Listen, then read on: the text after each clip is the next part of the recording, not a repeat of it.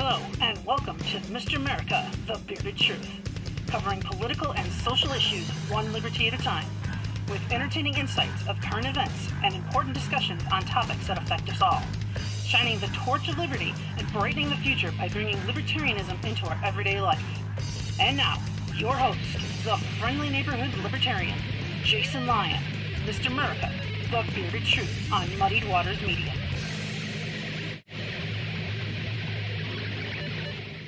Wait, did he bring back the headphones? He brought back the headphones. What's up, everybody?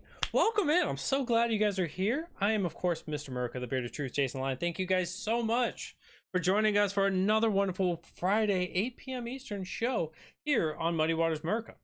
Muddy Waters of Freedom. Woo!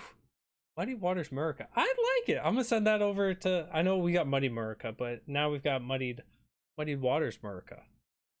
That's got a nice jingle to it. Let me know what you guys think in the comment section below. But anyways, today we have a wonderful guest, an amazing guest.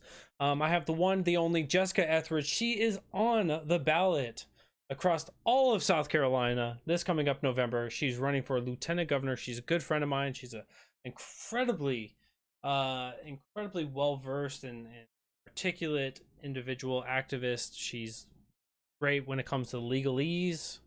She runs within her business, and I'm sure we'll talk a little bit about that as well. She's somebody that people look up to. She's a true leader in every role that she steps into. So I was excited to be able to have the opportunity today to come sit down and have a little Ask Me Anything. So if you guys have questions for Jessica for a lieutenant governor running in South Carolina, running under the banner of the Libertarian Party, tonight is the show for you. So thank you guys so much for joining in tonight.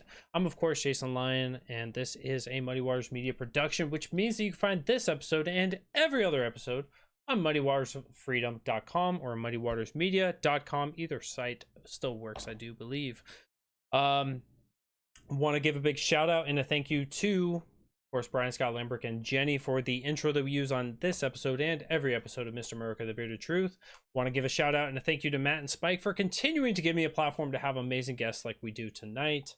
I want to give a huge shout out to Zuckerberg for not zucking us too far, only slightly into oblivion. So we are still here. We are still pushing it out, whether it's on Facebook, YouTube, Twitter, Twitch, Float, Odyssey, or on any of your favorite podcast apps. However, wherever you're hearing us, we want to thank you guys so much for that. Make sure you guys are giving us those 5-star reviews everywhere, anywhere you are. Make sure when you're on YouTube, you guys are hitting that notification bell so your phone blows up every time Muddy Waters Media goes live with either the shows live here on Mr. America, the Bearded Truth, or when you have the pre-recorded shows where we have 3 episodes each and every week with Matt and Spike. So if you guys are wondering, well, I've only seen 2 public facing. Well, to get that heavily coveted third episode, you'll have to head over to anchor.fm/muddiedwaters/subscribe. Hit it up, just $10 a month. You're looking at just a couple lattes out of your month, taking it out. You know, I know it's pumpkin spice season. I know all the ladies are ranting and raving. If you guys have been following Thomas Arnold or the Liberty Clause, he's been posting a lot about it lately, tagging my wife and Sarah Anderegg as well, superfan Sarah Anderegg. Just for the price of 2 pumpkin spice lattes, you can get that heavily coveted third episode of Muddy Waters of Freedom every week. So head on over to anchor.fm/muddywaters/subscribe. And of course, you guys can head over to, if you're looking to rep Muddy Waters everywhere you go, anywhere you go, you guys can head on over to muddywatersmedia.com/store. Want to give a quick shout out for an upcoming event where we have in Columbus, Ohio. I know we spoke about this before. It's supposed to be August 20th, 21st. They have moved that back to the following, the weekend following elections. So we will see that in November 10th and 11th, I do believe, were the dates. So that would be, sorry, the 11th and the 12th. There we go. The 11th and the 12th. I will get you guys that information as soon as I know more about that. But you will be able to see myself. You'll see Spike. You'll see Kelsey Lyon. And of course, you'll also see the wonderful Jessica Ethridge. I believe she'll be joining us as well. So we may be able to poke her and prod her on that to make sure that she's still planning to be in attendance for that. We also have the wonderful, fantastic gala coming up November 8th, where if you guys are looking for something to do, if you guys are in Florida looking for a fantastic event, head on down to Brevard County, Florida, November 8th. It's going to be that Tuesday night from 6 to 10. We'll be in the Nyami Nyami River Lodge. It's in Brevard Zoo. Fantastic night. You guys are not going to want to miss that. Head on over to lpbrevard.org/gala to sign up. If you guys are looking to sponsor your events, your campaigns, whatever it is, whatever you're doing, head on over to lpbrevard.org/gala-sponsors. Whew. I think, with the exception of just this one more, I think we might be through today.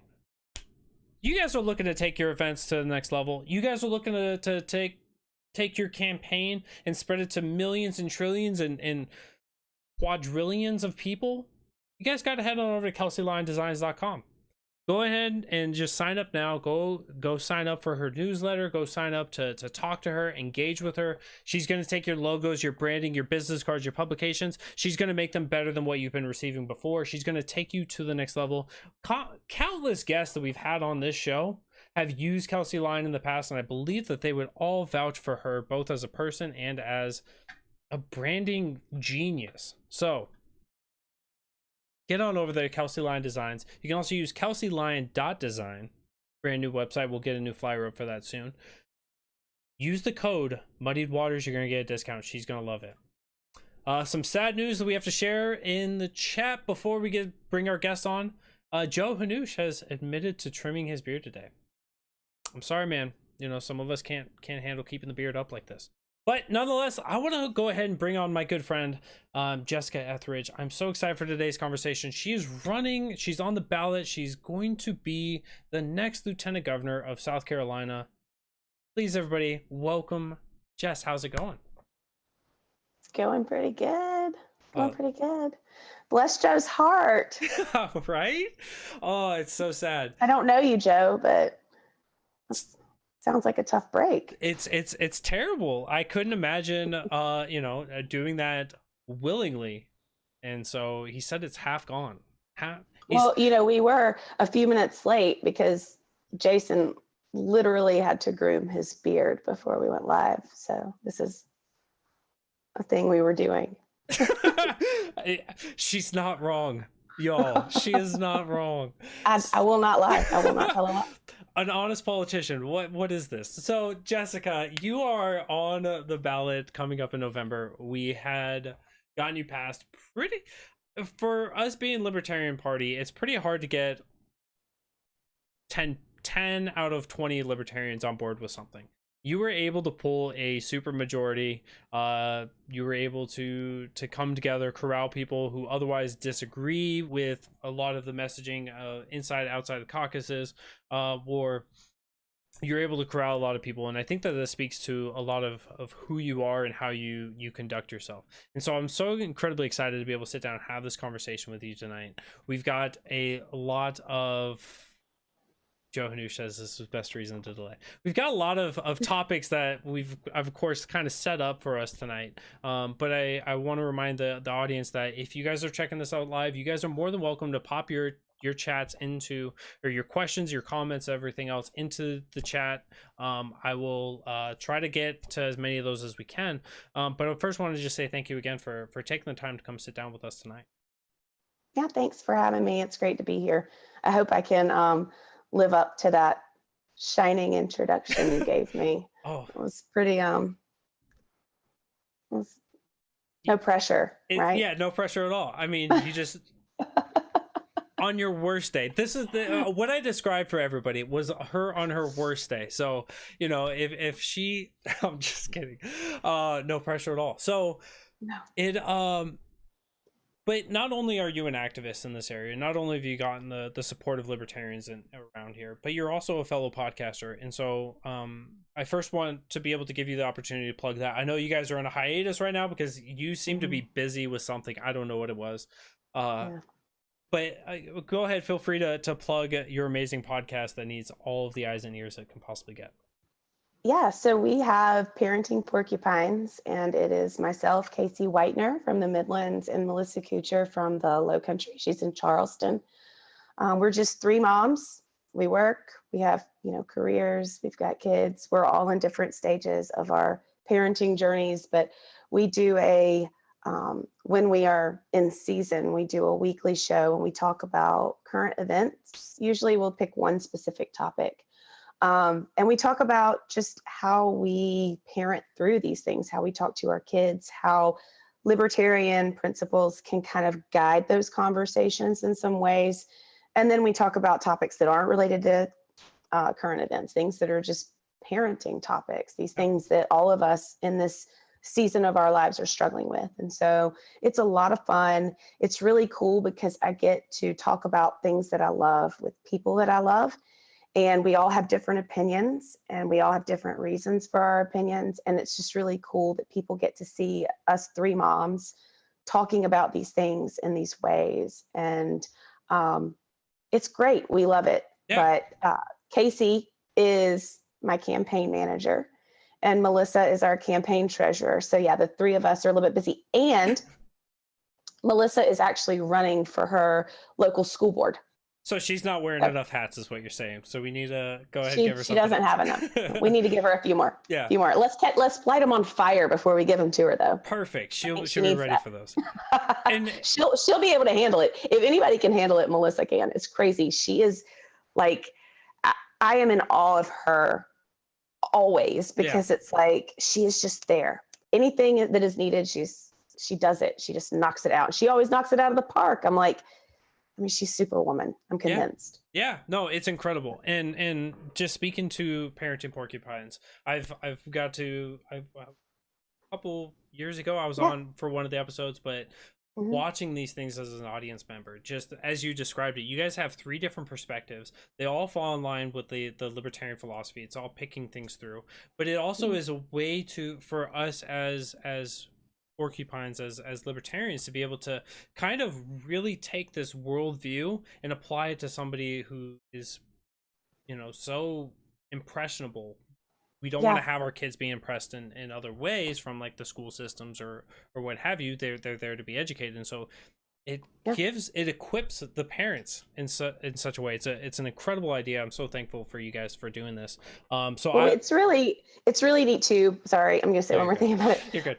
Because when we were creating this, like when I first had the idea, it was like, how do we connect with people outside of our echo chamber, right? Because it's really easy as podcasters to focus on the people who want to hear what we have to say.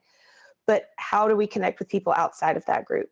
And oftentimes parents that I talk to are like, I don't have time for politics. I don't understand politics. And what easier way to connect with someone who doesn't have that understanding of these ideas than how we talk to our kids about them, right? Like that connection, that shared experience, and that fundamental conversation, I think it's really cool because people can hear it and they're like, oh, that's not so confusing after all. Yeah, so. Exactly. It's beautiful. Yeah. It's incredible. So you come from being an activist on behind the microphone, which, those are the best people. Clearly there's no one better than people behind a microphone.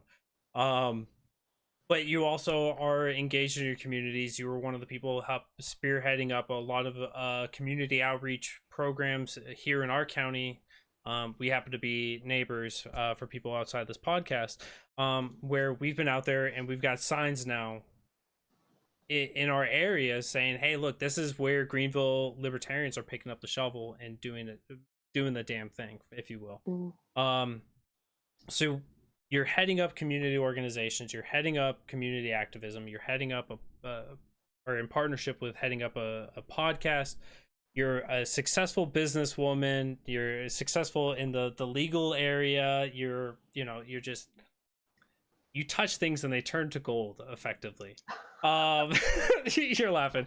But at the end of the day, like, there's a reason why so many people out across South Carolina that know you, love you, and they respect you, and they trust you, and they're willing to go out of their way in order to help support you. And I think that this is something that got highlighted. And so I wanted to of course, give you this platform to talk about that. But not to be like, hey, let me beat my chest, I'm Jessica Ethridge, but more of people get to see who Jessica Ethridge is, but also get to see kind of that libertarian philosophy of it's really not that complicated. It's really not that difficult. Oftentimes we make it more difficult than otherwise. But I wanted to ask for the first big question, the first big gotcha question, if you will. Whew. How did you become a libertarian? Well, talk me through like the big milestones that got you to here to today. So it's really funny because I've always had an interest in politics since I was a little girl. And it started because my dad would get me up on, I think it was Friday nights. It would be really late, and we would watch Rush Limbaugh. I know, like, gasp, cringe, whatever. But back then, it wasn't quite the same. But anyway, so my dad would get me up and we would watch Rush Limbaugh. And he always talked to me about all the things. I mean, we didn't, hold things back. And even through my teenage years, my mom and dad divorced and I lived with my dad. And so when I was a teenager, we had a lot of conversations about current events and things that were going on. We talked about religion. We talked about all the politics. And so we had a lot of really complex conversations, and he always taught me how to think. It was never, this is what you have to believe, this is what you should think, because that's what I think. It was always, how do you feel about this? Why do you feel that way? Yeah. What makes you, what experience gave you that opinion? And but I grew up in a conservative household, obviously, right? Rush Limbaugh says it all. But very conservative, blue collar household. And I went to college. I went 3 semesters for political science, came home, and I worked for a few years, didn't really know what I wanted to do. I hated university, which, Don't blame you. Talk about that later. Yeah. Sending kids to 4-year colleges when they aren't really determined that that's their path, but it's how we got to student loan. Yeah, they're just encouraged. I digress. Yeah. I digress. So I came home and I eventually went back to Greenville Tech and got a 2-year degree in paralegal studies. And so I started my career, and just having different experiences, meeting different people and talking to different people and making those connections, it gave me a lot of exposure to a lot of different ideas. And the more I thought about it, the more I realized that maybe I'm not as conservative in a lot of the ways that I always thought I was. Yeah. And so the more I thought about it, there was a lot of it was very introspective, I guess. Just really exploring that. And I finally realized I don't really have a political home, because I don't think I align with this Republican Party, and I don't align with the Democrats. And so where do I fall in that spectrum? Like, where do I go? Yeah.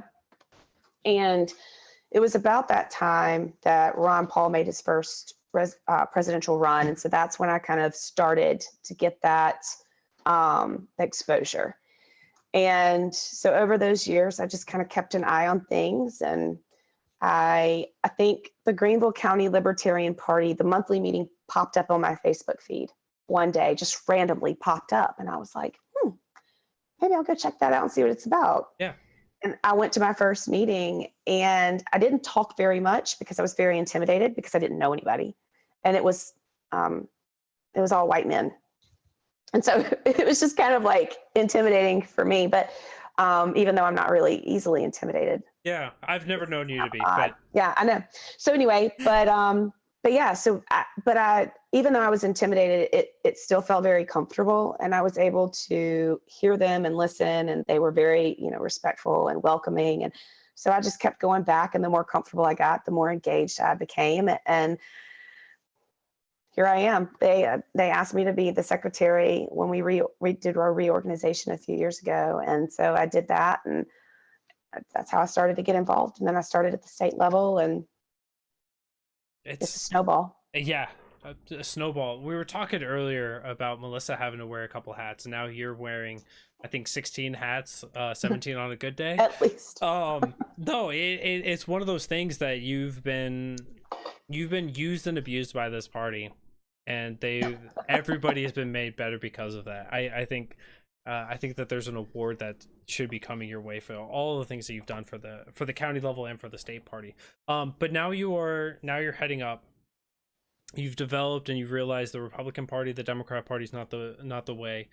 An opportunity comes forward, and it's Jessica Ethridge on the ballot in November as lieutenant governor to help end the duopoly, set people free in our lifetime. And you're beaming. This, you know, it's an incredible opportunity that you're on now. And so I wanted to get into some of the conversations that are really weighing on the minds of at least the people that I've been speaking with. And of course, my small section of people may not be indicative of the entire state, but there's a lot of things that have been going on out there, and libertarians are, you know, the bread and butter things that a lot of us talk about: the criminal justice system, we talk about foreign wars, we talk about the education system, we talk about healthcare, we talk taxation is theft, right? It's not a libertarian podcast so we say that, but we're seeing where the libertarians have a foothold in the conversation, where it's like both sides are kind of taking our stance and pivoting from it. And so I wanted to go, I talk a lot about the criminal justice system, and I think that that's a good point to start from, just to kind of gloss through this 30,000 foot view. You know, as lieutenant governor, what are some of the things that you're looking at in South Carolina? How is there anything glaring in the criminal justice system and the way that it's being used in our state that you want to say, hey, we need a change of direction in it? Well, there are a lot of things. There are a lot of things. I think the two biggest things that are being discussed right now are civil asset forfeiture and qualified immunity, right? Those Absolutely. are two really big things for anybody who is an activist for criminal justice reform. Because with civil asset forfeiture, you are, you know, punishing someone without due process, which is, I don't even know how we're doing that. It's so unconstitutional. Right. But, and then with qualified immunity, you know, I think as with any profession, I think that there should be consequences for your actions. And I think that sheltering a group of people based on, you know, that job, judges, police officers, it's not fair. Yeah. It's not just. And you end up having a system that serves itself and not the people that it is supposed to be serving. Absolutely. And I also think that one thing else that's kind of important, I saw recently, South Carolina's number 2 for cannabis incarceration. Like, we are in, I can see I've already fired you up. So take me down the cannabis stance. Where is the campaign heading on this? What's the stance? How are we moving forward? I'm gonna go ahead and just give you the full screen. That's cool. Oh, is it?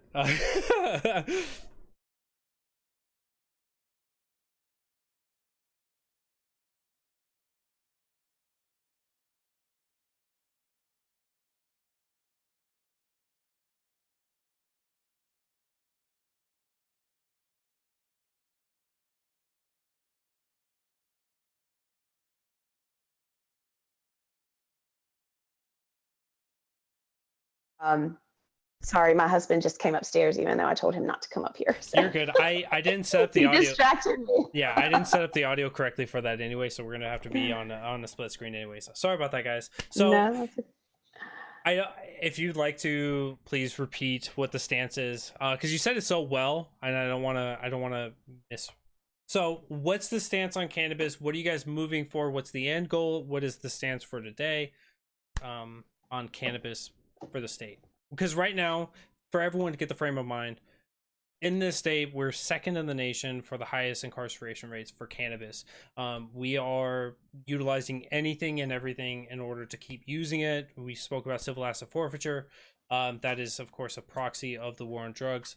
But cannabis is something that's on the hearts and minds of so many people. And so what's the campaign stance? How are you guys pushing forward on this?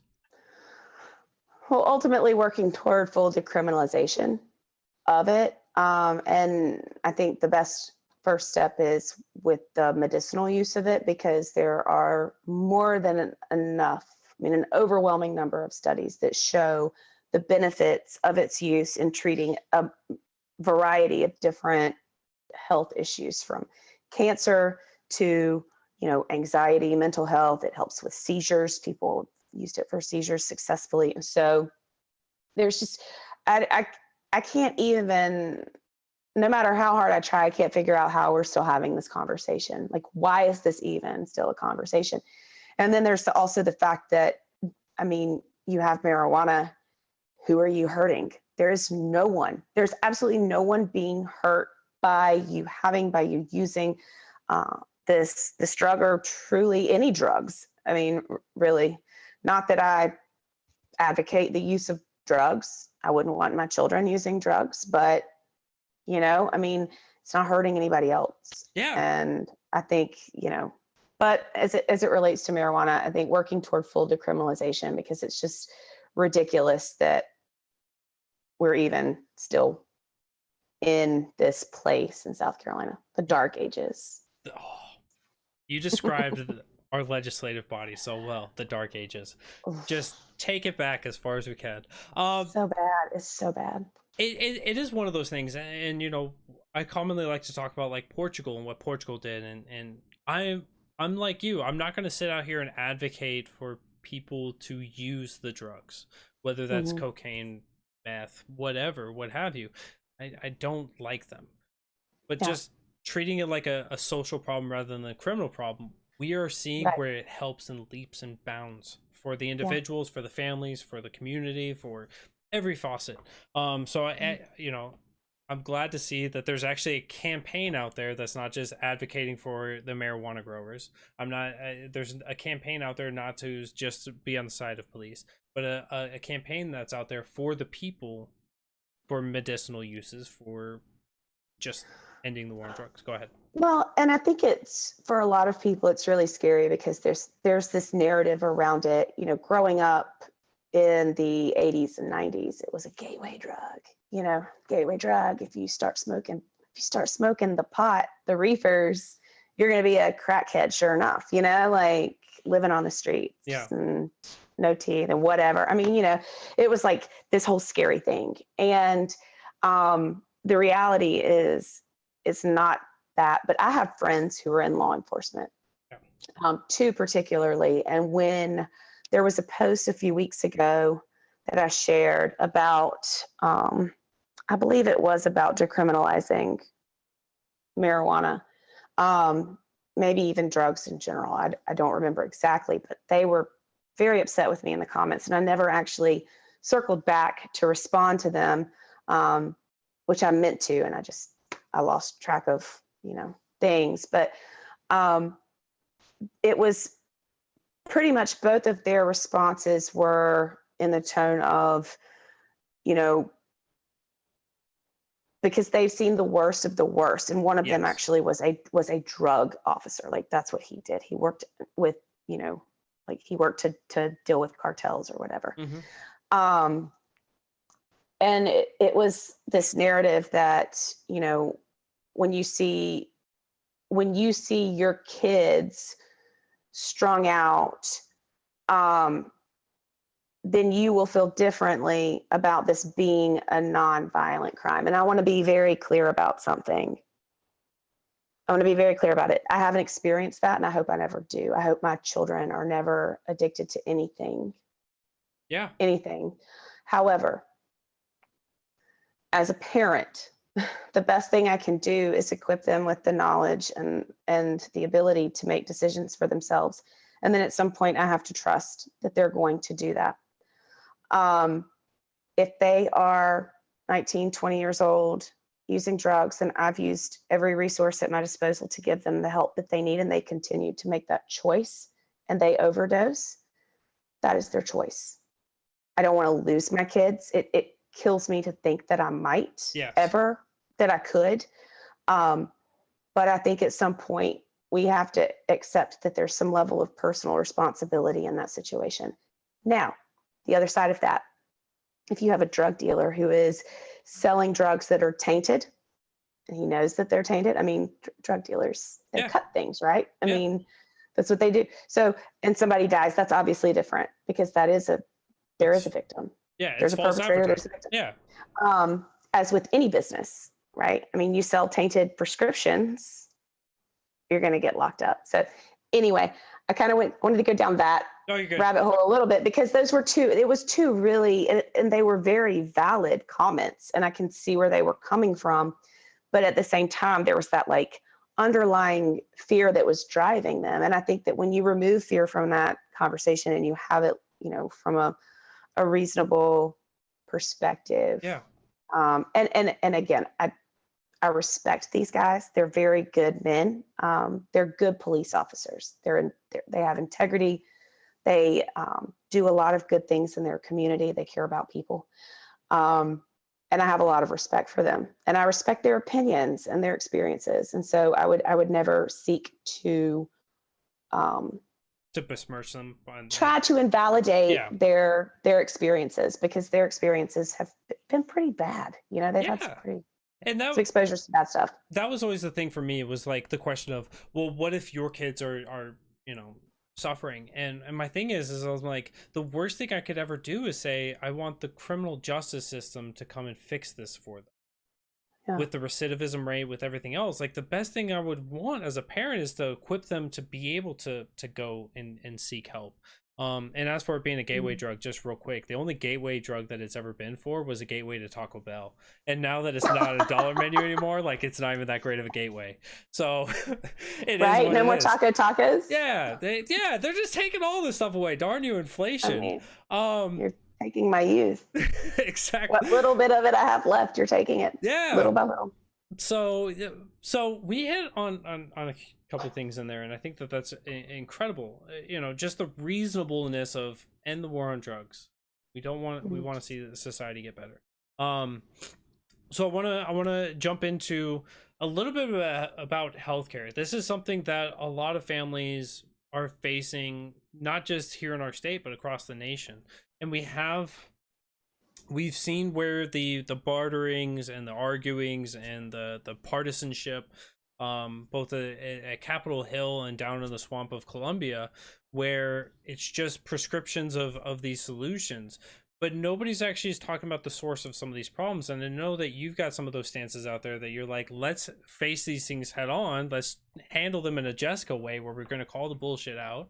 We're going to call it for what it is, and we're going to start addressing these things. So I want to know, how is it that people of South Carolina would see, through whatever means that you have, whether that's leveraging people, having conversations with legislators, or taking action, how would people of South Carolina see better healthcare, more affordable healthcare, or what have you? I think the biggest thing is creating more of a free market for healthcare, right? You create competition. And when there's competition, there is innovation, there is price competition. One of the things that has always bothered me is that anytime you go to a hospital, you go in for treatment for whatever is going on with you. Let's say you're going to the emergency room because you cut your foot open and you need stitches. They don't give you a quote up front. They don't give you like a price list of these services and these items. Yeah. So that you can choose. They don't give you options. And I think that's insane, because you're just accepting whatever they're going to bill, and you don't even know what that is. I mean, we go to a restaurant and we're given a menu with all of our food options and all of the prices. Why do we not expect that from our healthcare providers? Well, healthcare. But the thing is, they don't have to. Yeah. Like, there's nothing making them do that. They operate behind this curtain. They're protected by this monopoly almost. I mean, we have two really big healthcare systems in the state of South Carolina. We have Prisma and St. Francis, right? Mm-hmm. Are there any others? In the upstate? Not really. Yeah. And I mean, Prisma, I'm looking at you. When we talk about bullshit, I'm looking at you. Um, not sorry. Yeah, no, you can't be. Not Yeah. with Prisma. So, but they get to operate behind this curtain. Meanwhile, a group of doctors could come together and say, we want to start this emergency clinic, and they have to jump through 15,000 fiery hoops, and they still can't do it because of all of the roadblocks that are in place.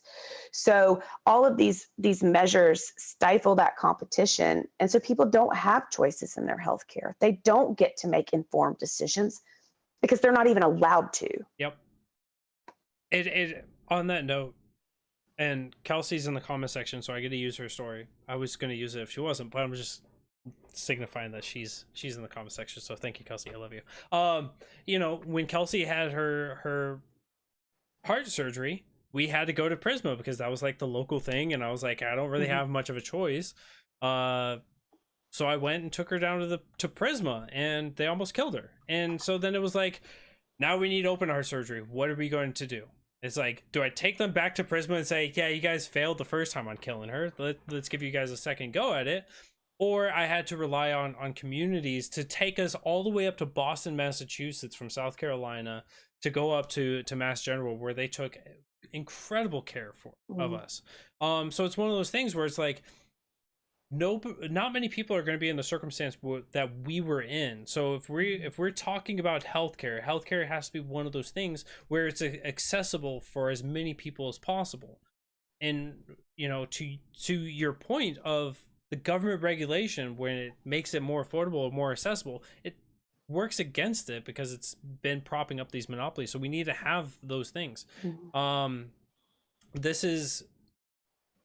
I get fired up every time I talk about healthcare. I gotta calm down. But it's the pricing transparency. That's such a big note. Yeah. How much is this gonna cost? How much is this Band-Aid? I realize. Oh, that Band-Aid. Yeah. That Band-Aid's gonna cost you at least $750. Yeah. And you won't find out about it until 3 months later when your insurance company is bartering with the insurance or the healthcare providers, and it's like, no, just. I could go down to CVS right across the street and buy the same Band-Aid. Give me a prescription to go buy that Band-Aid. I'll be better off. Yeah. So, whew. You guys, I want to give you guys this opportunity as well in the comment section. Just a reminder, this is an Ask Me Anything. So if you guys have any questions, I know you guys have been going live and going crazy with these comments. I appreciate all of those. If you guys do have a question, just put a question mark before you guys have your statement there, and I will have the moderators who are standing by be able to check those, and we will try to get those questions asked for you guys. So feel free to ask those questions. Healthcare.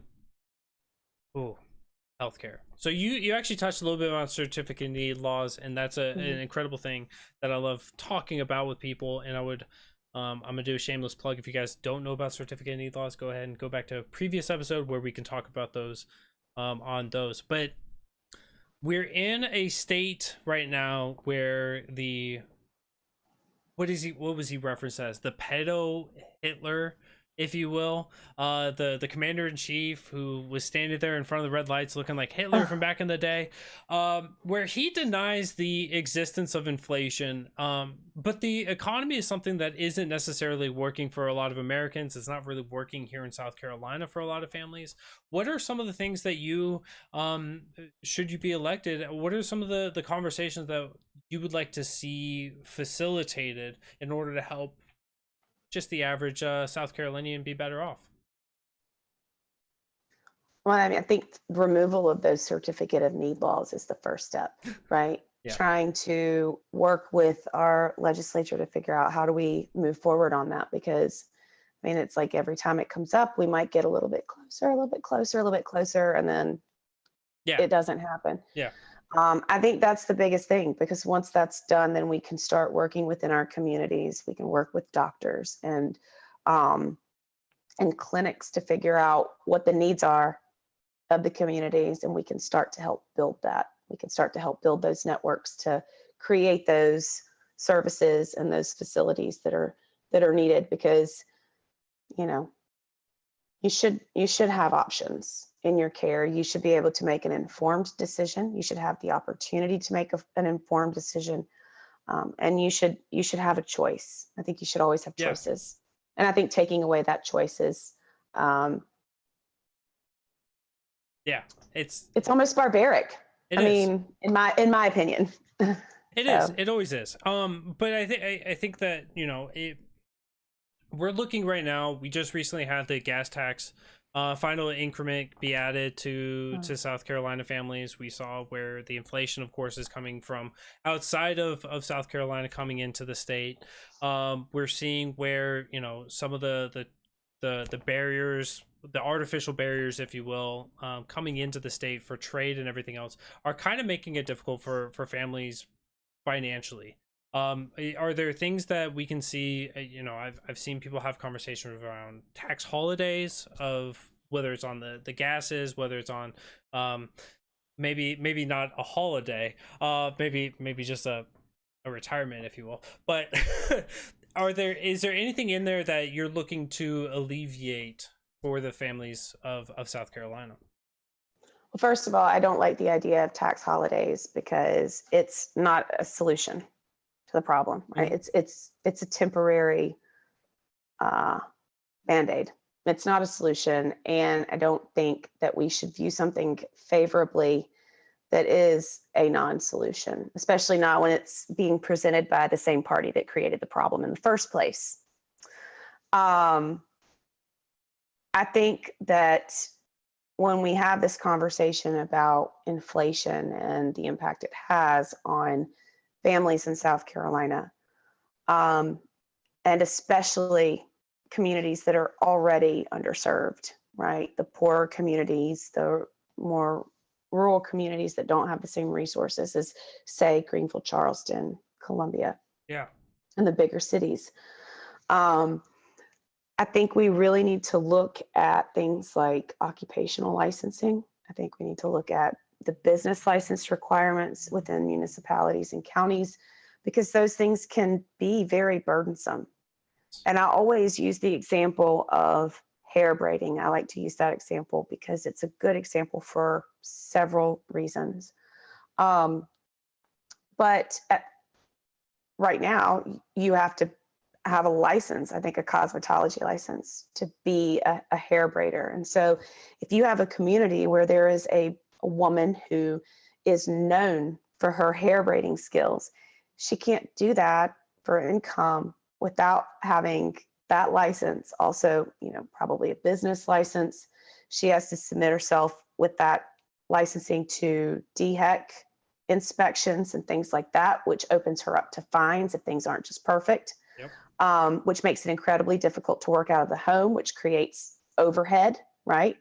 So all of these things start to add up. And so you have a woman who is exceptionally good at braiding hair and could make a very good living in her community doing that.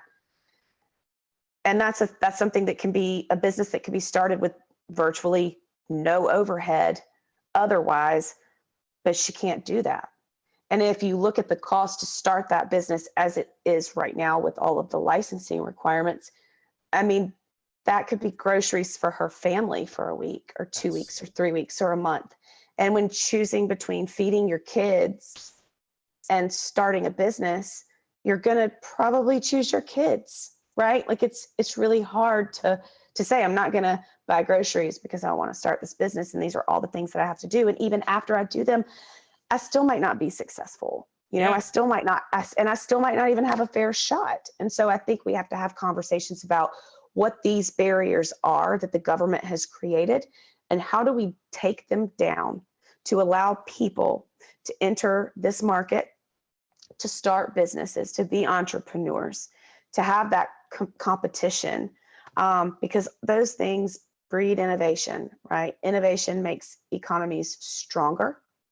Yep. And I think it's just important that we have conversations about those things. I think that's a reasonable first step. I think it's an incredible story that you were talking about the hairdressers, for two things. And the first one is when we talk to older generations, and they were talking about when their grandparents came to the country, they came with $1.50 in their pockets and a will and a dream. And they came in and they built up their lives and they became successful because they were able to work hard, they were able to be successful. This isn't kind of the world that we live in anymore, where, you know, as you spoke about, the occupational licensing, the I just blanked on the term, but you have so many things where government has come in and regulated so finely, so meticulously in every facet of our lives, that it makes it so difficult.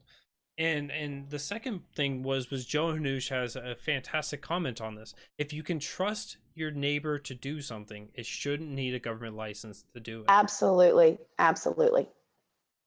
100%. And I think that's the idea of a free market, right? I mean, you're going to give your business to the people, and this might just be kind of a sidebar / rabbit hole, but in a free market, you're going to give your money, your business, to people you trust, and people who are known to be shisty. They're not going to get, people are going to stop giving them money. They're going to stop trusting them. They're going to stop giving them business. And I think it takes care of itself. Those problems take care of themselves. But I absolutely agree with that. I think, you know, two consenting people contracting for services, the government should never be involved in those transactions. There's absolutely no reason. And just to make sure that this is a true and proper libertarian podcast, when those two people are interacting with one another, the third party doesn't get to steal portions of that. Taxation is theft. We can move on. Always. I just closed that tab. So occupational licensing, economic freedom, we kind of hit those are very important things, right? Of actually giving people an opportunity to be successful. I couldn't imagine being a parent of two daughters and not being able to start up a business because we couldn't afford to start up a business to be able to fund them. It's terrible. Well, and you have to think too, sorry not to cut you off. No, you're good. You're good. I'm going to cut you off. It's that mentality of pull yourself up by your bootstraps, right? Just pull yourself up by your bootstraps. Work hard. You'll be successful. You can't expect somebody to do that when you take away their damn boots. Yeah. Oh. Like, you can't expect them to do that if you take away their boots. We have comments coming in on this. So the IRS just goes ahead and, well, not the IRS. The federal Congress just passed and gave us 87,000 new IRS agents. Is that going to make it easier or more difficult? I would love to hear just your Federalist idea of fuck the IRS. We in South Carolina are free people, and we don't need you guys intermingling in our $601 Venmo transactions from neighbor to neighbor. Yeah. That's a big conversation. Yes. Sorry, because I think part of that is also this idea of secession, right? And I think that's a big conversation right now, especially within our party, with all of the talk from national about this national divorce, which I don't fully understand. Not sorry. But, you know, I do think that a state should have every right to say, you know what, we're not going to do that because you work for us. Yeah. Right. And I think that's something that gets lost a lot of times when we have political conversations, is everybody thinks the federal government is the daddy, right? They're the daddy, and everybody has to listen to daddy, right? But that's not true. That's not how our founding fathers built our country. That's not what they envisioned for our country. It starts at the local level. The people control their government. They control the local government. They send people locally to the state to represent them. It is up to the state to run itself, and we send people from the state to the federal government to oversee that, right? Like, it's bottom up, not top down. And I think this idea that the IRS can hire over 80,000 new agents and all of a sudden they have some authority over all of these things is absurd. Yeah. It's absurd. And I absolutely think that states should have every opportunity, and I think that it should be respected if they say, no, we're not going to do this, because it is completely possible for a state to break away from any federal thing. I mean, like the Department of Education. If South Carolina broke away from the Department of Education altogether and started working for itself on its own education system, had its communities working for themselves, working with teachers and educators to make sure that they had the ability to run their classrooms, to do what they are trained and educated to do, instead of having all of this bureaucratic red tape. Sorry, another rabbit hole. Oh, you're good. You're good. But those are the types of examples where states should absolutely have the right to say, you know what, we don't need your federal funding. We don't want your federal funding. We are going to completely step out of this. Yeah. And the federal government should not be able to do anything contrary to what those states' wishes are. Yeah. And I love on this topic of that decentralization. I love that. I don't remember who started this. I don't remember if it was a red state or a blue state, but the idea of sanctuary states, whether that was for immigration, whether that was for abortions, whether that was for the Second Amendment, right? There's some flavor that sings to the heart of most voters, that they're like, yes, this is what we need. Why not education? As there's a giant wave of families out there, and I think this is the next topic that we can tee up, as the conversation around school choice and that the public school system after post-COVID, because of COVID, pre-COVID, now it's kind of in our faces. Families are like, there needs to be some serious changes, and the federal Department of Education isn't really doing it. So let's go ahead and give some more empowerment to the families, give some more empowerment to the parents, into our communities. So I think that there's a huge conversation that can be had around education. I want to know what's spinning around in your head. What are your thoughts, whether it's school choice, whether it's how do we fix the public system? Is there a fix to the public system? I'll open up that huge can of worms for you. Yeah, that's a pretty big one. And you know, it's interesting because when we were working on our education policy for the campaign, that was not something that we just sat down and created based on talking points that outline things that people want us to say. Yeah. Our campaign sat down with educators, with teachers who teach every single day and asked, what is it that you need for your classroom, for these kids to be successful, for you to teach these kids what they need to know? And I think overwhelmingly, it was clear that there are way too many administrative costs. There's a lot of bureaucracy involved. And I think that paring that down, figuring out how to pare that down, right? Parents should always have a choice and a say in their children's education and the direction that it goes, whether they want to homeschool, put them in a private school, use the public education system. I am one of those libertarians who, I'm not an anarchist, I'm a minarchist. I think that there is a role for government. I think that a reasonably sized and well-regulated government, well-regulated, I like those words, right? Meaning regulated by its citizens, the people that it's supposed to work for. But I do think that there is a role, and I'm not necessarily opposed to a public education system. Yeah. But I think the one that we have is really broken, and I think it's broken really beyond repair, and I think we need to scrap it and start over. I think we need to let teachers do their jobs. I mean, my God, these people are tired. They have done so much. And if anything that we learned during COVID, there is so much stuff that they do during the day that just seems like filler. Like, why are my kids sitting in class for 7 hours a day and they're not, like, most of the stuff, the substantive stuff can be done in 4 hours. Yes. Like, this is ridiculous, you know? So I don't know if that really answers your question. No, it's an incredible start. I mean, you talked about actually going to the people who are engaged on this topic.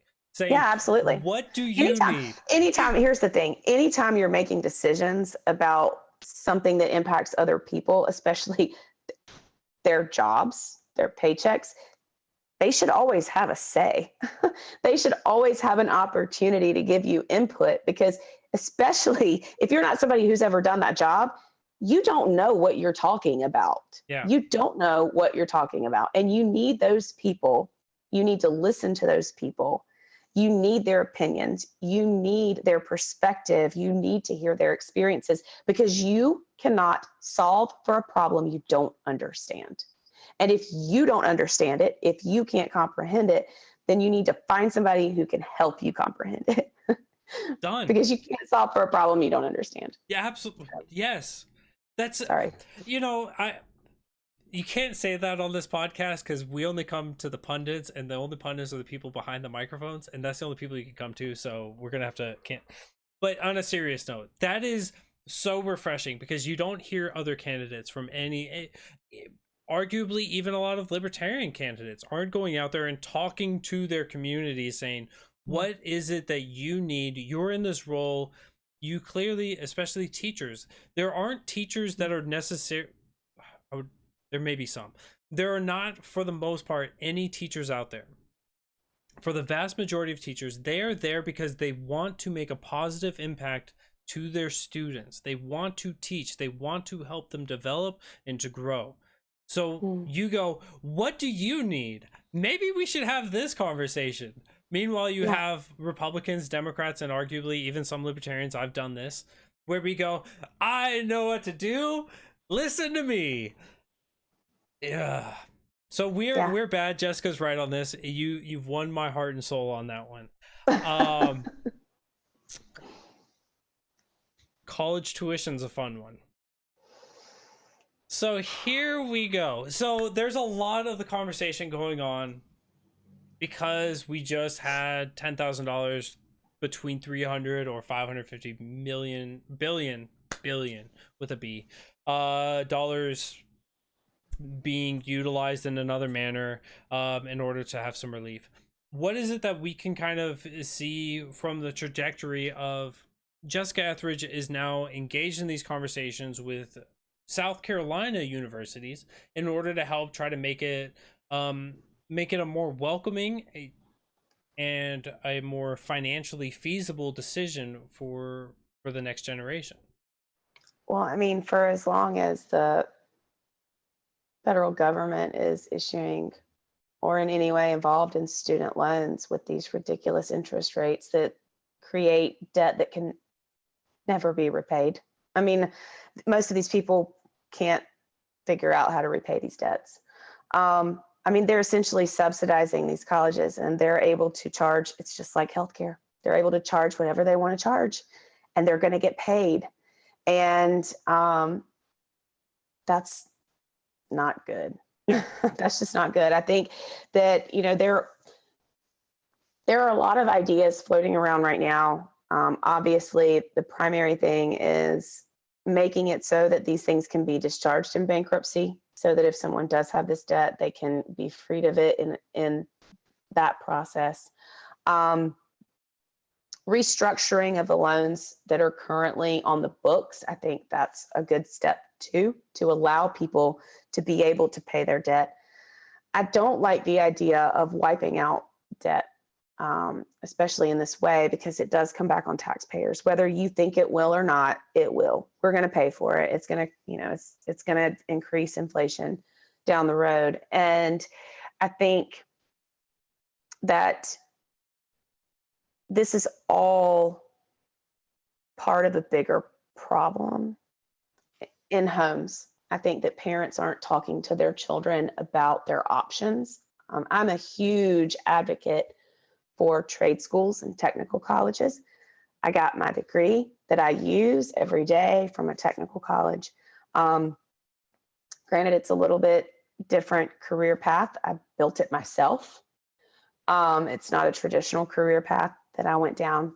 But I'm a huge advocate for those opportunities for kids, because not every kid wants to go to college. And I think selling this narrative that you have to go to a four-year college, you have to get a bachelor's degree and a master's degree, and you have to get a doctorate or whatever. And I'm not saying that those things aren't important, because to some people they are, and there are a lot of successful people with those degrees. But I think if a kid doesn't fully understand what that's going to look like or maybe they don't feel sure that that's what they want to do. I don't think they should be forced to. And I don't think we should be feeding them this narrative, not parents, not guidance counselors, not friends and family.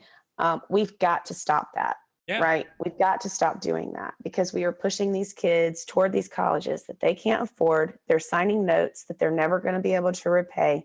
They're coming out of college with useless degrees, because now we have flooded colleges with these kids who are all getting the same degree. There aren't enough jobs. They also are not receiving counseling for how to use these degrees, what all their options are when they come out of college. They don't even know what jobs to look for. There are so many issues that have to be addressed. And I think it all starts at home. Yeah. That's just my personal opinion, but back to the trades and technical schools. I think it's really important that we offer those to kids, that we make sure they understand those as opportunities, because maybe it's a situation where a child does want to go to a 4-year school after college, but they know they can't afford a 4-year school. Instead of forcing them to take out these extremely high interest loans, let them go to a tech school for 2 years and transfer. They can work while they're at that tech school, getting their, the core classes out of the way, save up the money. It allows them to pay more toward their education as opposed to taking out these loans. Why aren't we talking to them about that? Why are we doing our communities a huge disservice by not telling our kids that they can be successful as plumbers and electricians and auto mechanics and welders? It's such a needed conversation. And I know I personally made a lengthy post when we had the student loan forgiveness debacle going out, but we have a cultural problem, which is what you're describing. Because I know for me, like, I work in a combustion lab for my day-to-day job, and so many of the people there were like, I was 16, 17 years old, and my parents said, once you turn 18, you got to go to college, or you got to go join the military. And it's like, man, like, there are so many more options out there. There's so many different paths of availability. And just as you would describe, technical schools, community colleges, many times if you live, so for South Carolina, you can go to a community college for free as long as you've been a resident for a couple of years. Like, we have these opportunities out there that you're not going to be incurring all this debt. And just the saturation of those markets that you were talking about. Nobody needs to go to UCLA for 4 years just right out of high school to get their degree. Like, you're going to be gaining something for going to a prestigious school, but going through another way of saving that money, these are conversations we need to have. You're starting off these conversations. It needs to be brought in to the hearts and minds of everyone out there. And so I'm glad that somebody out there is actually bringing that up for us. So is there anything that you would see, because I know for a lot of the colleges here in South Carolina, a lot of the big ones, right? You've got Clemson, who receives huge subsidies and taxes, tax breaks and everything else. And of course, College of Charleston gets this. Are these things that you think are in the correct view of the government? Should they be providing that? Should it be curtailed? Should it be removed outright? These are some of the conversations I've been seeing a lot more people have around these. If we get rid of the subsidies, does that mean that the students will pay more? Or, of course, this is diving into the weeds of things, but it's one of those things that it speaks to even the college loan forgiveness, where we arguably may see schools cost another $10,000 now as a result of $10,000 being forgiven for new tuition rates. Is that going to be applicable here as well?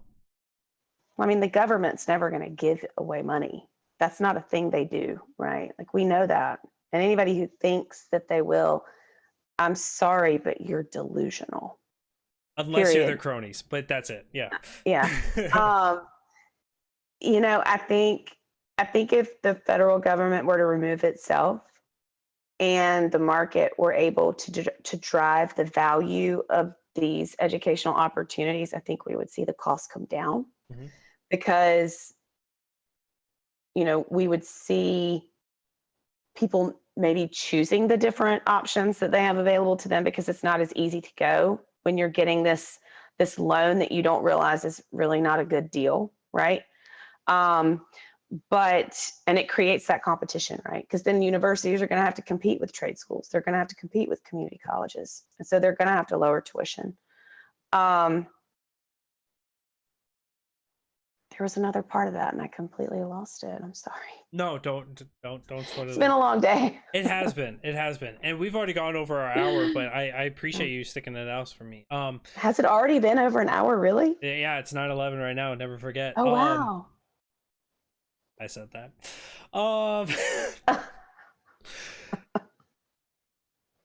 Yep, that definitely happened. So in the end, so you may have potentially started a discussion around minarchy versus anarchy, but we're not going to touch that one too much. But what would you say is the role of the South Carolina government? What do you see it doing well, or what do you see it doing that it should be done better, or what are some of the things that you see that it's doing that shouldn't be done at all? Well, I mean, I think the government, again, it works for the citizens. It should serve the citizens. Yeah. Our campaign talks a lot about community-based solutions. And what we mean by that is finding ways to get the government, like government regulation and all of these barriers, to get those things out of the way so that we can not only allow but empower communities to take care of themselves, right? Because there's a lot of dependency on the government for a lot of things. I mean, everybody seems to depend on the government for something, and that's always the answer, right? For people, because it's the easy answer. It's easy, just let the government do it. Like, you need a welfare program, the government will take care of it. We'll just pay taxes and the government will take care of it. Because we've been conditioned as a society to think that that's how things can be effective. And I think that we have found out that government is anything but effective. Yes. Yes. But we talk about these community solutions from the perspective that government should act as a more of a networking facilitator, right? So as lieutenant governor, if elected, I think my primary initiatives would be finding advocates and activists in communities, connecting them to helping communities identify their needs, and then connecting them with the people in other communities or within their community who can help them achieve those things for themselves rather than relying on the government to do it. And that's true in cases of, for topics like abortion. That's a big one. Allowing communities empowering communities to be able to provide services to women and families in crisis so that they don't feel like they have to seek abortions, right? And providing the services to proactively prevent unwanted pregnancies. And those are pretty big conversations that, we may not have time for tonight, but those are the community solutions that we're talking about in our campaign. Yeah. And I think that, overall, the idea is that government should act as a facilitator, as a helper of communities in achieving those networks and those goals, as opposed to dictating what they have to be and then being that provider and pulling all those strings and determining what is needed, when, where, how much. Yeah. No, that's incredible. Now, you said a term earlier, and I hate to be this guy. You said a term earlier. You said the term well-regulated. And for me, I like the term well-regulated, but I like the term well-regulated from the 1779 version when the Constitution was written. Yeah. And that means to make regular. And so I agree with you. If the government, should a government exist, anarchy versus minarchy, should a government exist, it should be there to make regular prosperity. It should make regular for living, for happiness, for joy, it should be doing things in order to help. Yeah. Exactly. To facilitate people to get what they need, not to be the provider, not the dependency, but the dependency on one another. You framed that so well. And then I get to use well-regulated, so I get to bring back that. So incredible.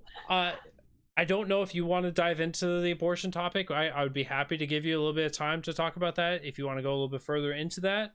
Because I know on the hearts and minds of a lot of people right now is the H 5399 bill, which was just passed by the House to be sent to the Senate, likely to pass there, and then will be signed by Henry McMaster, who said that we don't need exceptions, and one of those as well. But if you want to dive into that, we're more. This platform is yours. I mean, if we have time, we can talk about it. Yeah. The time is yours. Yeah. whatever you would like to discuss. This is more. This is for you. Yeah. So. Well, first of all, we know that prohibition doesn't work, right? I mean, we know that prohibition does not work. It doesn't. So you tell women that they can't have abortions. You tell doctors they can't perform abortions. We're going to go back to the days where there are back alley abortions and women are going to be dying because they're having to seek these unsafe procedures. Yeah. And I know, there are so many viewpoints on this. And people feel very strongly about this topic on both sides. And they should. It's a very important discussion. I personally am pro-life. As am I. Personally, pro-life. However, I do not think the government should ever have a say in the decisions that are made privately between a woman and her spouse, a woman and her partner, a woman and her family, because I know there are a lot of stories where, teenage pregnancies happen and parents make their daughters get abortions and their daughters are forever changed and forever traumatized by those experiences. And I'm not here to speak on that. I'm not here to say what's right or what's wrong or what people should or should not do. That's not my place. I know a lot of people believe that conception, life begins at conception. A lot of people don't think it begins until the baby can live outside of the womb. And both of those, I think, are valid points of discussion on the, the various merits that exist for them. And I'm going to bounce back and forth because this is a topic that it took a lot for me. There's so many ways. There's so much to unpack. Yeah. I mean, people who make this a black and white, like very clear-cut issue, it's because you don't understand. Like you have not taken the time to understand this. It is not an easy thing to discuss. It's not an easy thing to understand. It's not. And I think that it's really, really easy because people feel so passionately, and especially even within libertarianism, we have that very clear dividing line, right? And people who believe that that life begins at conception believe that it's a violation of the NAP because it violates the rights of the baby. People who believe that life does not begin until the baby can survive outside of the womb, or that the mother should have the right to decide over her own body regardless of the gestation, where they are in gestation. They believe that it's a violation of the NAP to make her carry the baby. Right? So, I mean, these are conversations that there's really no clear answer to. Yeah. Except that the government should never have a say in that decision, ever. And so the idea that our legislature is trying to cram this through a special session, and they're trying to do this before the election so McMaster can sign it into law, is, to me, it's abhorrent. Like, I cannot believe that this is happening right now. And I cannot understand how people can support this. I do understand because they don't understand, right? Yes. Like, I understand that they don't understand. But it's heartbreaking as a woman to know, even though I don't think I would ever make that decision. But then again, I've never had a pregnancy where my fetus could kill me. Yeah. I've never had to make that decision. And to think that I might not be able to make that decision if we pass a total ban, that's what we're talking about. Yes. I mean, if I get raped, if I leave I don't know, if I leave a restaurant after dinner with my girlfriends and some guy grabs me and takes me behind a dumpster and rapes me and I get pregnant, I have to carry that baby. Like, the fact that I can't make that decision is unacceptable. There was a tweet that I saw, and I don't want to break up this because it's beautiful what you're saying, but there was a tweet that I saw that was like, men can now choose who their baby mothers are. Yes. That is pretty much, and we don't have a say. Yeah, so that's terrible on its own. And so for everyone wondering at home, H39 or 5399, which is a bill that's being passed by the special legislative session, it has no exceptions. The only exception is an immediate, and it calls out an immediate threat to the mother's life. So that means that, you know, there was recently a South Carolina representative who went semi-viral, but he was talking about how a mother who had a stillborn inside of her during the gestational process, had a stillborn inside of her, they could not remove the stillborn, the dead fetus that was inside of her, because it would have been violation of the laws already on the book. So we're looking to tightening those up, and because it's not an immediate threat to her life, it would be a threat couple days, maybe a couple weeks later, who knows when, but maybe she'll pass the fetus through I forgot what that's called, like an instantaneous abortion or spontaneous abortion. There we go, spontaneous abortion. Hopefully she has that and it doesn't come to a point where it's threatening her life. But to put people in limbo like that is just terrible. Well, and also, I mean, there are women who are pregnant with babies that they know are not going to make it to term. And instead of being able to choose to end that pregnancy, they're forced to carry a baby and eventually deliver a baby that they have to see. And I'm sorry, if you've never delivered a baby, you don't know what that feeling is like. Delivering a baby, not only the physical aspect of it, but the emotional aspect of that and seeing that baby. And I've never delivered a stillborn baby. But my God, if I were pregnant and my doctor said that that baby was not going to make it to term when I'm at 15 weeks, and they said there was something like massive, just majorly wrong. Yeah. And like I had to let that baby grow inside of me only to give birth to it at 27 weeks.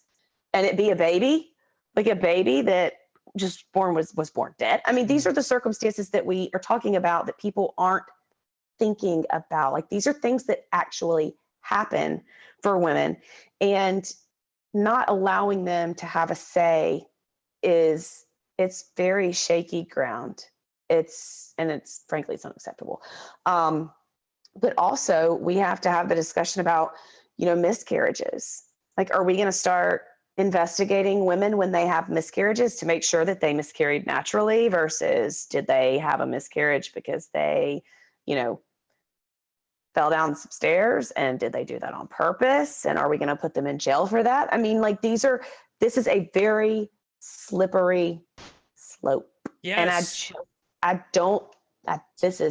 it's scary. It's scary as hell. And anybody who is not thinking about these things, I would beg of you, please consider, if you're watching this and you haven't considered these things, please think about them. Think about the women in your lives and think about these things happening to them and what you would want for them.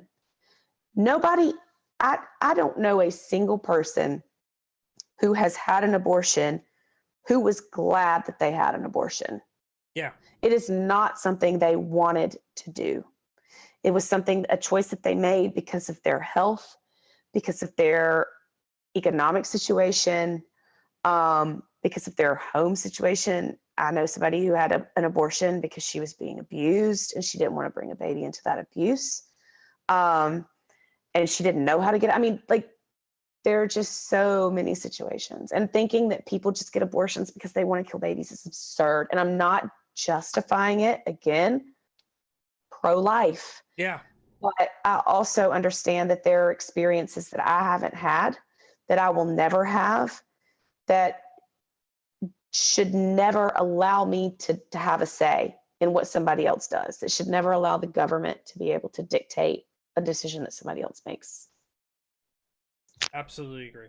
I buy that wholesale. Yes, I am 100% on board with you. Right, the pro-life side of things, but the anti-government getting the hell involved with it. Mm. This is we have to be involved. And so I know that you've referenced some of the things there of what can we do, whether it's a crisis center, whether that's looking at the adoption care, the foster care system. How can we help facilitate those lives and make the children that were born, make their lives better? What can we do when it comes to contraceptives and making those over the counter? Oh my gosh, so much stuff. I mean, there's so much that we as communities could do. I mean, yeah, making contraceptives available over the counter.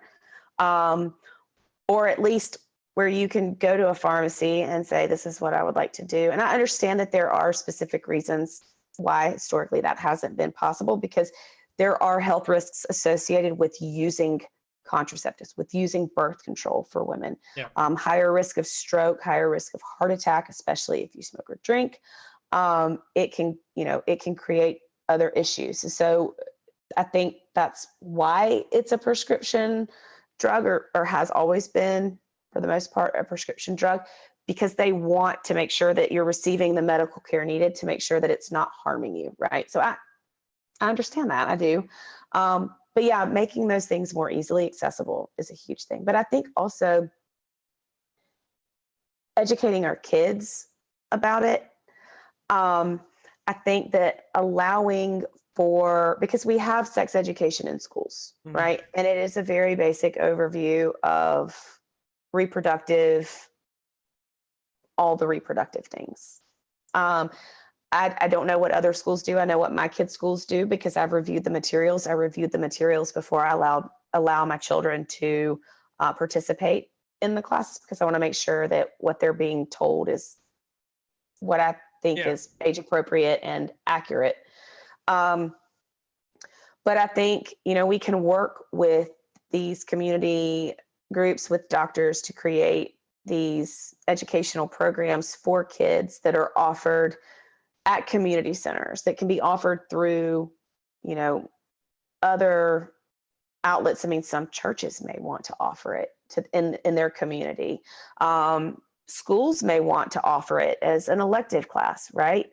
But teach kids about these things, because they don't always, I think, get that full picture from those base level sex education programs that they have in schools now.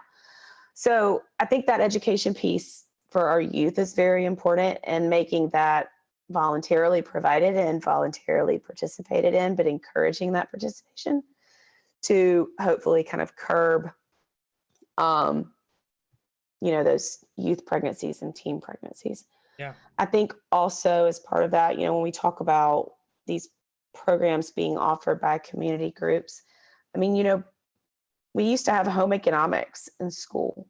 And I know in home economics, we would talk about, I mean, we would learn we learned how to cook, we learned how to sew a button. Yeah. But we also talked about balancing books and things like that. I mean, and I think those are things that parents should be teaching their kids, but let's be realistic. Not all parents know how to do that. Not all parents are equipped with that knowledge and ability. So maybe have that as something that's offered to help kids, understand what goes into a home life.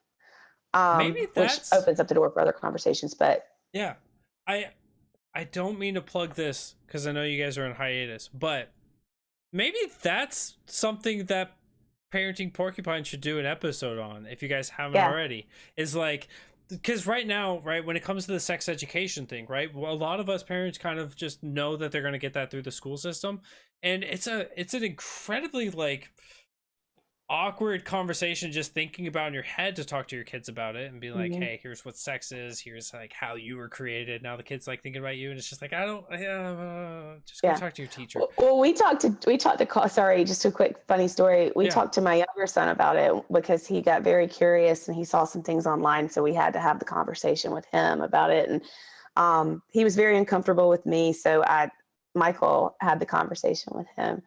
Um, and he said that you could see it click, like when he realized, oh gosh, that's how I was made, you know? But it was funny because then a few weeks later, we were dyeing Easter eggs.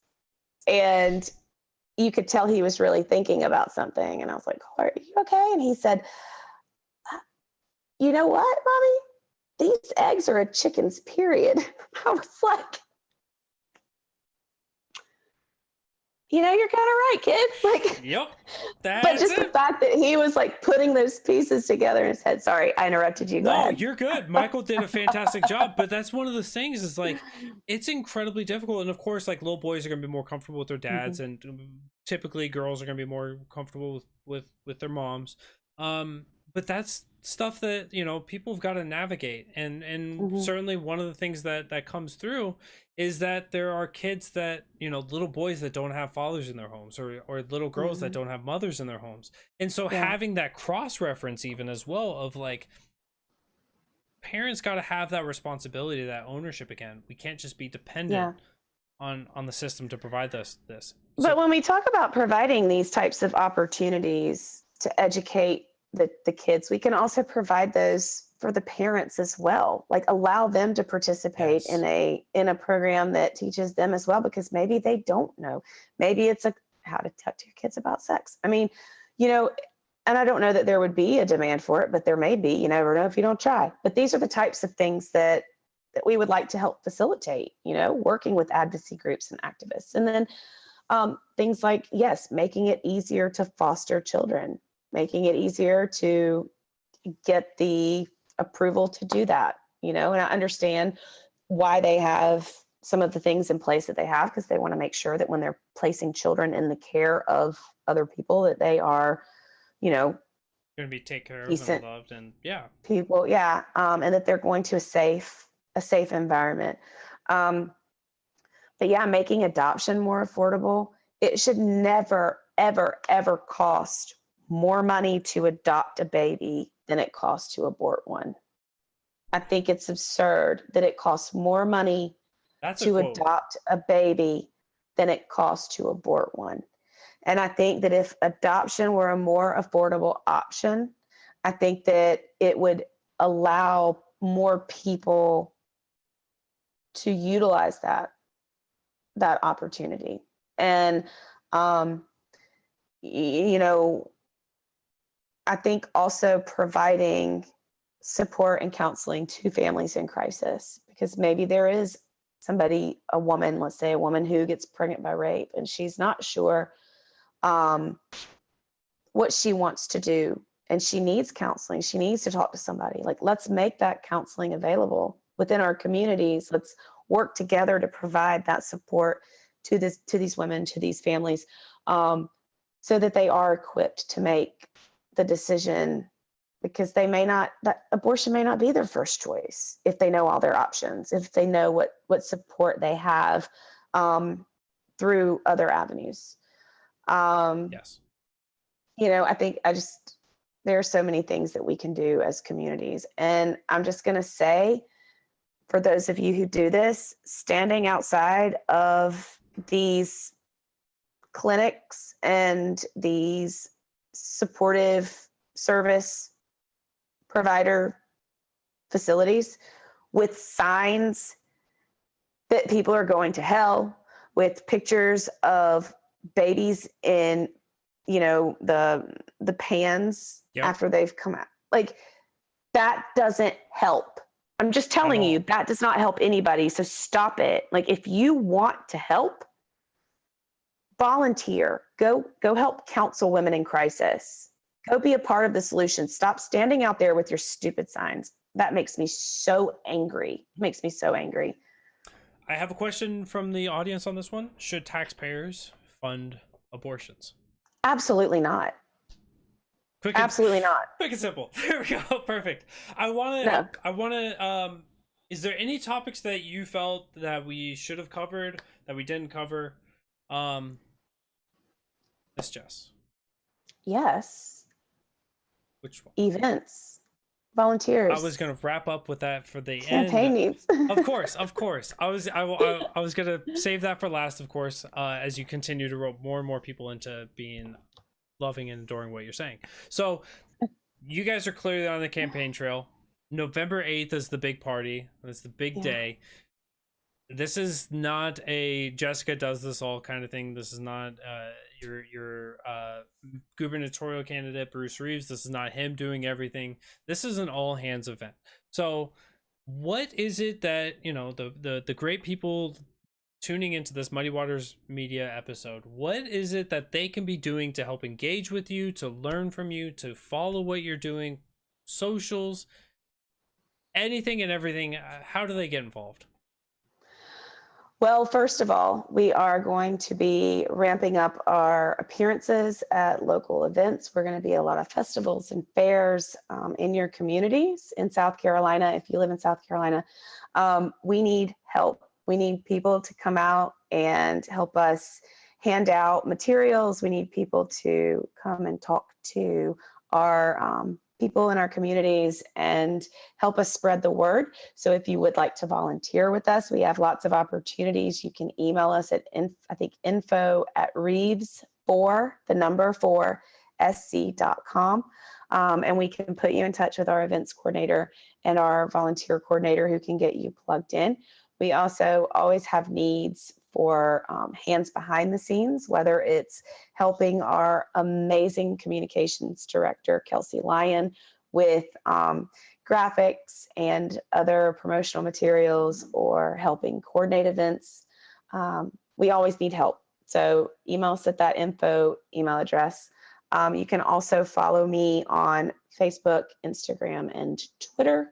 You can DM me there if you have questions, or if you're in the upstate area and want to meet. I'm happy to sit down and have conversations with anybody who would give me the time. I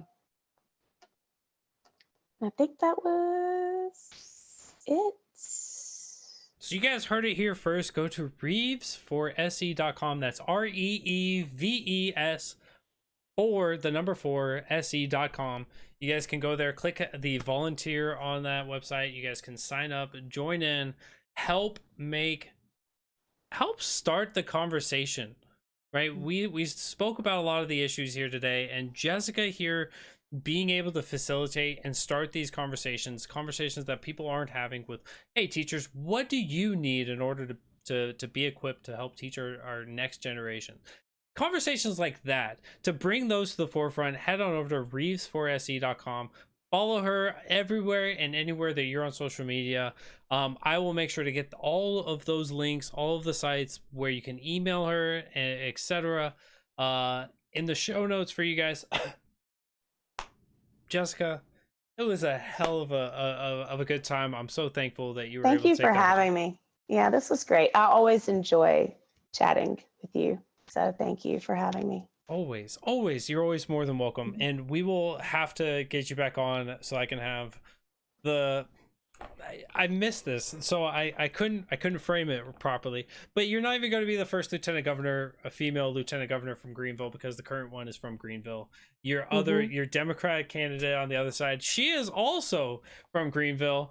So all three of you guys come from the same neck of the woods. So it's going to be pretty cool, isn't it? Lawn Sign Central up here. It's hey, gonna be there's something special in the water up here. Y'all better watch out. It's gonna be good. But Jessica, thank you so much for coming on. I appreciate this immensely, and I look forward to seeing you be successful as you've always been. And I will talk to you here in a little bit. Thanks, Jason. Thank you, guys. Jessica, what one hell of a woman. I mean, she gets the hearts and minds of libertarians across the state, and now she's going to be running to be the next lieutenant governor here in South Carolina. I am so incredibly excited for her and her successes, her continued successes, as she continues to bring about liberty for not just one but for all. So thank you, Jess, for taking that time to join in with us tonight.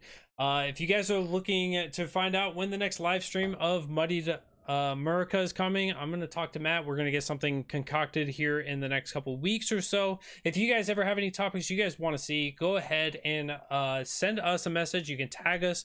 You can tag Muddy Waters Media. You can tag myself, Jason Lyon. You can tag Matt Wright. Find us, tag us on a topic. Say, I want to see you guys do a deep dive on this. Muddy America, always standing by to help give you guys as much information as possible. Whenever, however, Joe Hanush, please do continue to grow out that beard. You're half the man you were from before you trimmed it, because you did shave off half.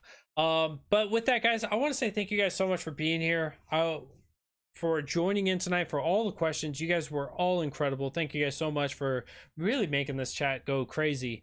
Jessica's one hell of a lady. I'm excited for her success. So make sure you guys are heading over to reeves4se.com, sign up, and help support it. If you guys have friends, family in South Carolina, because you're from out of the region, make sure you guys are sharing her out to them. Spread the message, spread the liberty, spread the love.